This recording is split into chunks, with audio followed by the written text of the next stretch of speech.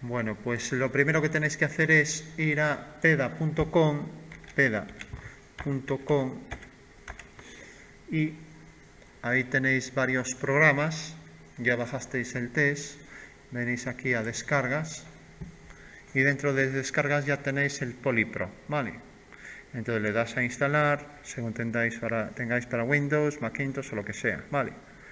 Entonces una vez que lo instaléis, que lo instala en un minuto porque es pequeño, venís aquí al programa, ya crea el icono y como veis es un programa de superficies poliédricas. Le dais siempre a continuar y podéis poner esto más grande para ver el poliedro. Lo podéis ver en movimiento. Si le dais de forma continua, lo mueve de forma continua. Bueno, y es para ver simplemente qué superficies poliédricas hay. Aquí están las clasificaciones de poliedros hechos con caras polígonos regulares, o sea, los que tienen lados y ángulos iguales, y los que no lo tienen, como por ejemplo los de Catalan, ¿no? Entonces, fijaros que aquí siempre hay, por ejemplo, ya sabéis que los sólidos platónicos son 5 y son aquellos que tienen las caras que son polígonos regulares, ¿vale? Todos iguales. Entonces, por ejemplo, dentro de los platónicos tenemos estas 5 figuras, ¿no? Por ejemplo, el dodecaedro, ¿no? Fijaros que el dodecaedro es una figura formada por 12 polígonos regulares que son pentágonos regulares, ¿no? Si lo ponemos así, ya nos pone el desarrollo, ¿vale?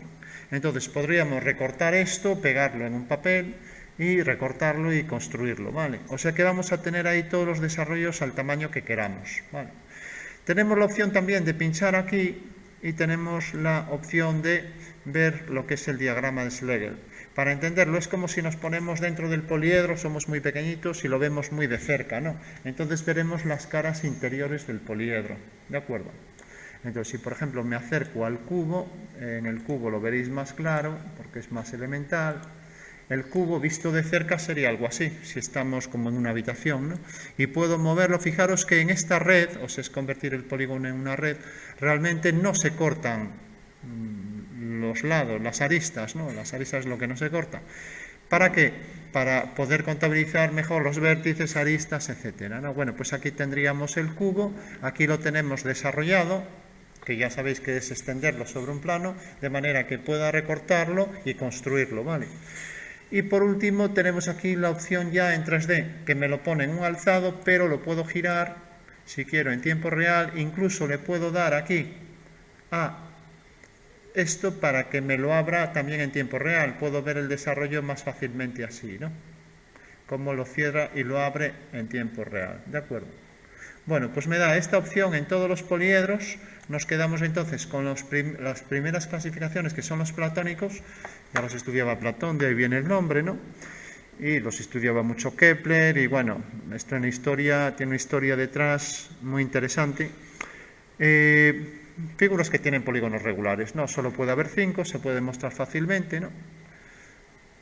Si os fijáis luego, si cortamos los platónicos, pues obtenemos los de Arquímedes, ¿no? Entonces, volvemos aquí a la opción tridimensional. Esto sería un tetraedro al que se le han cortado las esquinas, dejando siempre, fijaros que los arquimedianos van a tener siempre sus caras que son polígonos regulares, ¿vale? Bueno, pues aquí tenemos el más sencillo, el tetraedro truncado, el cubo octaedro, el octaedro truncado, etcétera, ¿no? O sea que partimos de los anteriores, de los 5 anteriores, hacemos 2 tipos de cortes. Hay alguno que requiere algún corte más, ¿no? 2 tipos de cortes. ¿Qué tipos de cortes sería? O cortar por la mitad de la arista o cortar de manera que salgan polígonos regulares centrados en las caras, ¿no? No es a un tercio, parece un tercio, pero no lo es, ¿no? Bueno, pues aquí tenéis todos los que son, por ejemplo, este es el icosido decaedro, también llamado triacontágono, ¿no? Este se puede obtener si cortamos el dodecaedro o el icosaedro por la mitad de las aristas, ¿no? Entonces, tenemos ya estas figuras, recordamos, podemos verlo con el desarrollo para recortar y construir, o podemos verlo con el diagrama de Schlegel, que no lo vamos a utilizar, ¿no?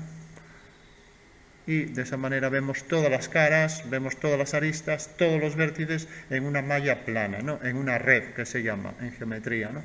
Bueno, pues los arquimedianos se obtienen a partir del truncamiento de los poliedros anteriores, los regulares. mientras que los de Catalan serían los duales de los arquimedianos, ¿no?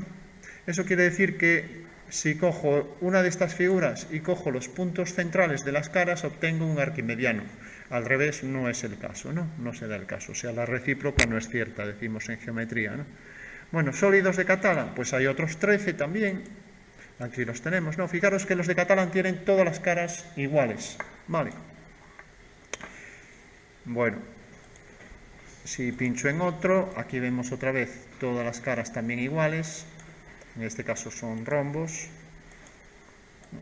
Esta parece una estructura geodésica. Bueno, pues recordad, puntos centrales de las caras obtenemos los arquimedianos, ¿vale? Bueno, siguiente clasificación, prismas y antiprismas. Bueno, ya sabéis lo que es un prisma, quizás el antiprisma no. Si giro la cara superior del prisma, pues obtendré el antiprisma, ¿no? Entonces, fijaros que es algo como esto, ¿no? O sea que lo que hago es girar una de las bases de manera que este vértice incida sobre la mediatriz de la arista de abajo, ¿vale?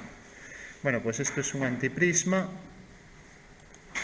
Son los poliedros duales, o sea que si cojo los puntos medios obtengo los deltaedros, entonces vengo aquí a los deltoedros. Entonces deltoedros es simplemente, a ver, esto es una dipirámide, figuras formadas por deltoides, ¿no? Se utilizan en los dados de un juego, ¿no? Entonces decíamos que los puntos centrales de las caras del antiprisma eran realmente el deltoedro, ¿no? Entonces podemos venir aquí, vemos el desarrollo, ¿vale? Entonces tenemos esto y dipirámides, mientras que las dipirámides pues son las duales de los prismas. Ya veremos su dibujo para ver cómo se hace. Bueno, cómo se construyen, ¿no? Y entenderemos mejor lo que significa el concepto de correlación o dualidad. Bueno, pues tenemos ya los de Catalan, que son los duales de arquimedianos, tenemos dipirámides y deltoedros, que son en realidad respectivamente duales de prismas y antiprismas, ¿no? Y nos faltarían entonces los de Johnson. Johnson lo que hizo fue coger, son 92 poliedros, y vemos aquí ya el poliedro, por ejemplo, 3D, hizo todos los poliedros posibles que faltaban, sin contar las clasificaciones anteriores, que estuvieran formados por polígonos regulares, ¿no? Y al hacer la clasificación, bueno, realmente acertó, son 92, ¿no? Entonces ahí vemos varios ejemplos, ¿no? Tienen que ser también convexos, o sea que no tengan huecos, ¿de acuerdo? Bueno, pues esas serían las clasificaciones de Johnson. Como veis hay mucha clasificación para los de Johnson y a veces están construidos a partir de otros. Por ejemplo, esta es la composición de un antiprisma y un fragmento aquí del icosidodecaedro, ¿no? O también del triacontágono y aquí otro triacontágono, ¿no? Entonces la combinación de esos tres me da esta birrotunda pentagonal giroelongada, ¿no?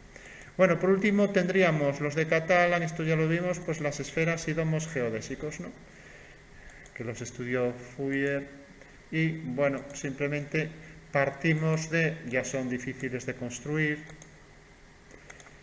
partimos siempre de un poliedro regular y lo que hacemos es fragmentar las aristas e ir triangulando. Ya veremos cómo se hace, cómo se dibujan, ¿no?